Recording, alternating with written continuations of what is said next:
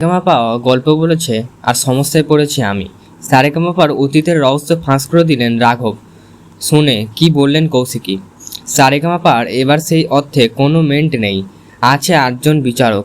ফলে এখানে প্রতিযোগীদের গানের পাশাপাশি চলে জমজমাটি আড্ডা।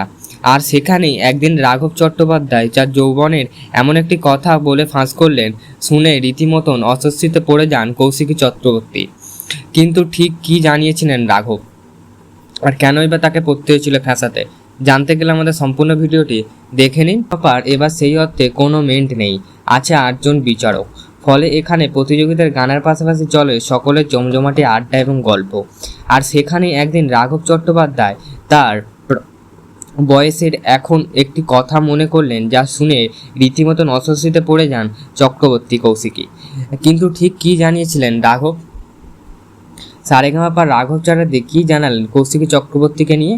একদিন রাঘব চট্টোপাধ্যায় সারেগামাপার মঞ্চে দাঁড়িয়ে বললেন যে তিনি যখন বয়েজ হোস্টেলে থাকতেন তখন তার গিটার বাজিয়ে কিছু গান গাইলে নিজ থেকে কৌশিকী চক্রবর্তী সেই গানটা গাইতেন। একই সঙ্গে জানান গোটা বিষয়টা তার কাছে খুবই নস্টালজিক। কিন্তু একটা শুনে ঘাবড়ে যায় শান্তনু মৈত্র। তিনি বলে ওঠেন, ভ্যাচুয়ালটা ঠিক বুঝলাম না, আরেকবার বলে। মানে কৌশিকী চক্রবর্তী বয়েজ হোস্টেলে নিচে দাঁড়িয়ে গান গাইতো? এটা শুনে সকলে হেসে ফেললেন। তখন রাঘব পুনরায় এক্সপ্লেন করতে বলেন, আমরা যে হোস্টেলে থাকতাম তার নিচেই কৌশিকীরা থাকতো। আমরা ওপর থেকে গান গাইলেও সেটা গাইতো বা গানে গানে উত্তর দিত। কৌশিকী তারপর জানায় ওটা আমাদের বাড়ি ছিল, আমরা থাকতাম। তখন তার কথায় সবটা স্পষ্ট হয়, কিন্তু রাঘবের কথায় তিনি ভারী লজ্জা পান। হেসে হেসে বললেন, রাঘব দা গল্প বলছে আর আমি বিপদ পড়ে যাচ্ছি। তাদের এই স্মৃতিচরণ শুনলে সঞ্চালক আবির চট্টোপাধ্যায় জানান, এবারে সারেগামাপা গোটা জিনিসটা রিঅ্যাক্টর করা হবে। ওপরে বসে রাঘব গান গাইবে এবং কৌশিকী নিচে থেকে সাড়া দেবেন।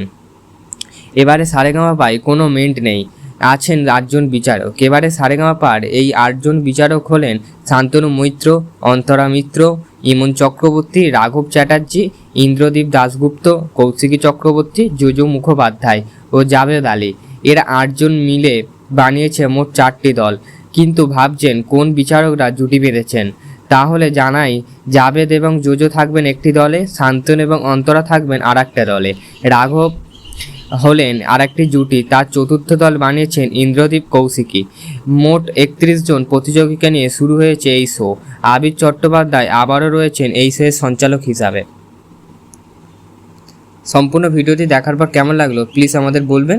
এরকম আরও ভিডিও দেখতে গেলে লাইক করবেন, শেয়ার করবেন এবং ইউটিউব থেকে দেখলে সাবস্ক্রাইব প্লিজ এবং ফেসবুক থেকে দেখলে ফলো প্লিজ।